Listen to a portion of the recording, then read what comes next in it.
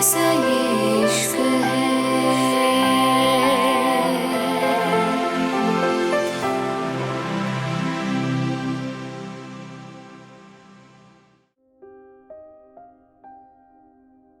Italy. रात से सुबह हो गई थी।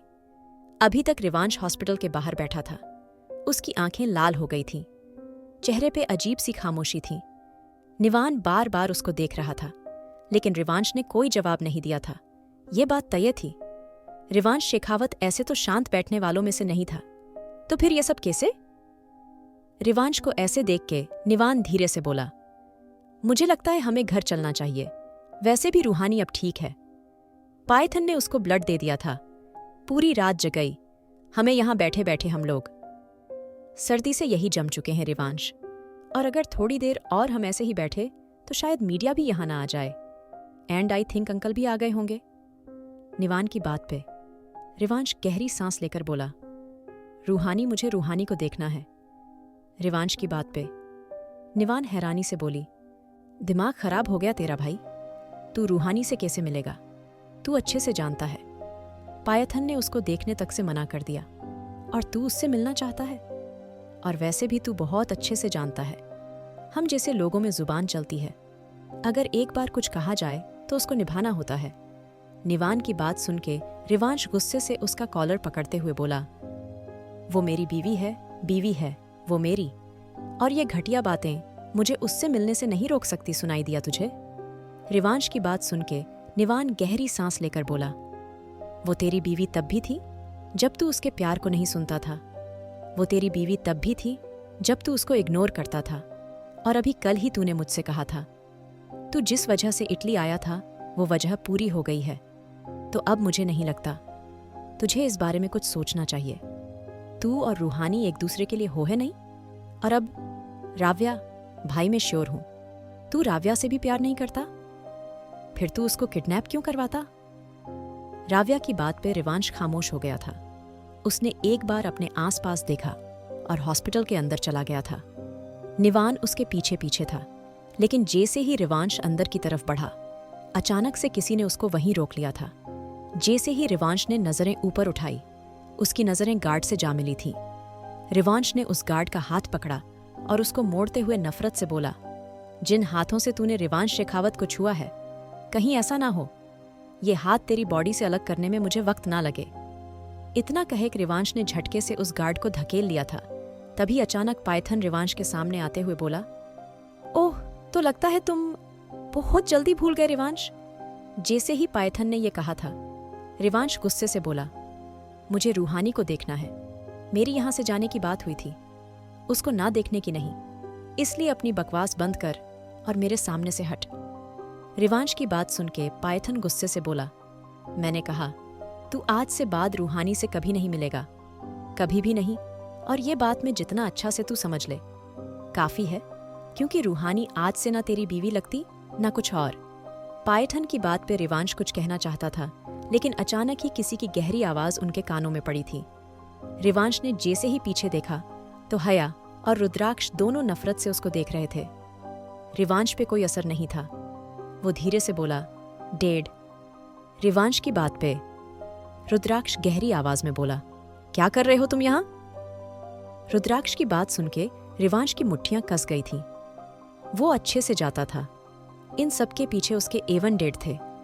रुद्राक्ष ने पायथन को सच बताया था।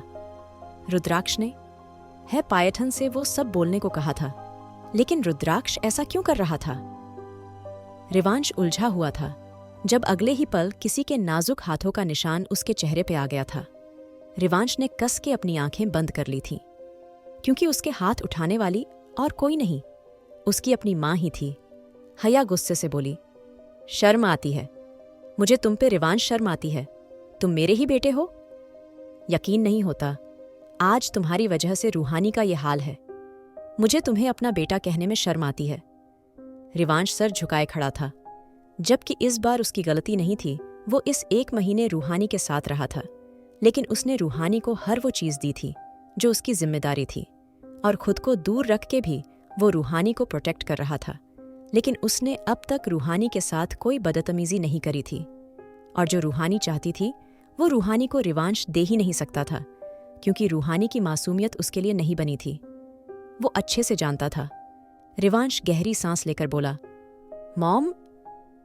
लेकिन हैया गुस्से से उसको देखते हुए बोली, क्या कर रहे हो तुम यहां? जाओ, यहां से पायथन ने तुमसे कहा था ना। अब तुम रूहानी से नहीं मिलोगे। क्या तुम्हें समझ नहीं आता? तुम्हारा उसका रिश्ता खत्म ही गया है। रिवांश खत्म हो गया है। तुम्हारा उसका रिश्ता जितना जल्दी हो सके डाइवोर्स पेपर पे साइन कर देना। और तुम्हारी राव्या वापस आ चुकी है। जाओ, तुम्हारा इंतजार कर रही है। तुम्हें उससे शादी करनी थी ना। हम तुम्हारी शादी उससे कराएंगे, बहुत धूमधाम से कराएंगे। अब जाओ, यहां से दफा हो जाओ। हया बुरी तरह चीखी थी।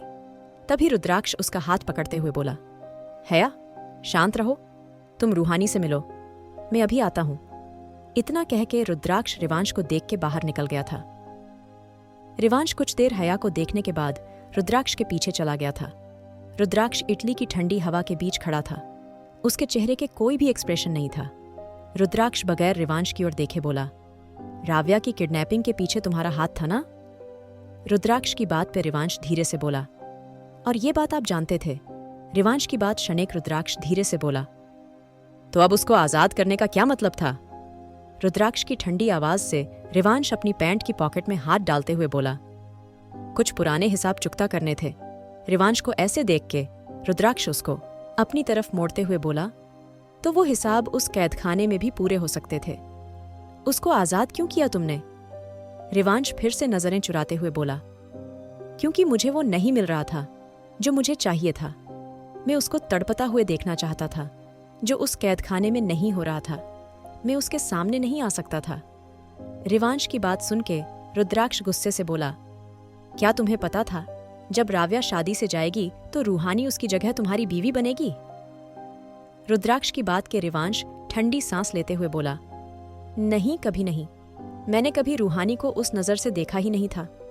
रूहानी का मंडप पे आके बैठना मेरे लिए आपकी तरह ही सदमा, लेकिन मैं उस वक्त एक्टिंग करने के अलावा और कुछ नहीं कर सकता था।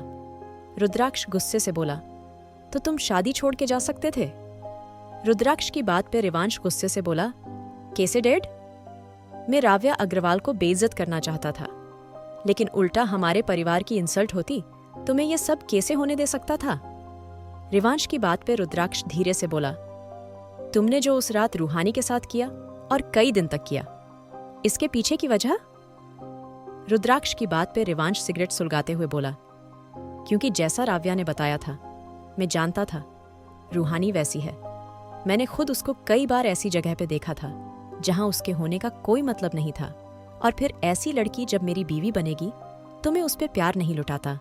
डेढ़ और आपकी तरह में भी नहीं जाता। रूहानी बेकसूर है। जब तक मैंने अंजलि अग्रवाल को उसके बारे में बात करते नहीं सुना था, फिर मुझे समझ आया था ये सिर्फ धोखा था जो हमें दिया जा रहा था। रिवांश की बात पे रुद्राक्ष हंसते हुए बोला, क्या तुम जानते थे रूहानी वही लड़की है जिससे तुम मोहब्बत करते थे? तुम्हारा बचपन का प्यार? रिवांश गहरी सांस लेते हुए बोला, आई नो डैड, में जानता था, लेकिन ये बात मुझे रूहानी को इटली लेके आने से पहले पता चली थी। राव्या से बदला लेने का मतलब रूहानी नहीं थी।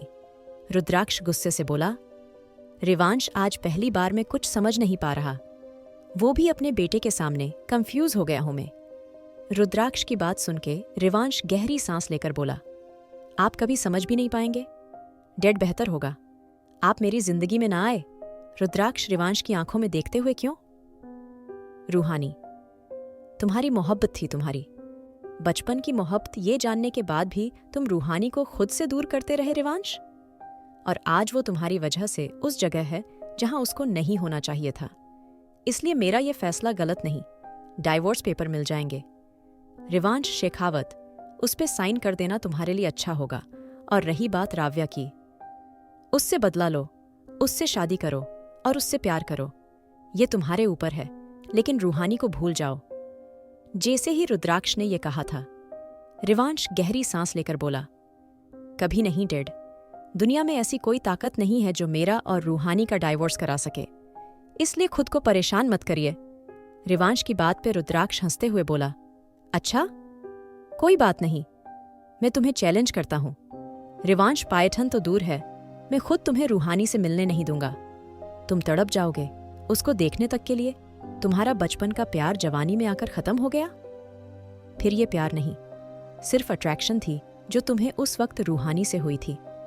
इतना कह के रुद्राक्ष चला गया था और रिवांश अपनी सोच में गुम हो गया था।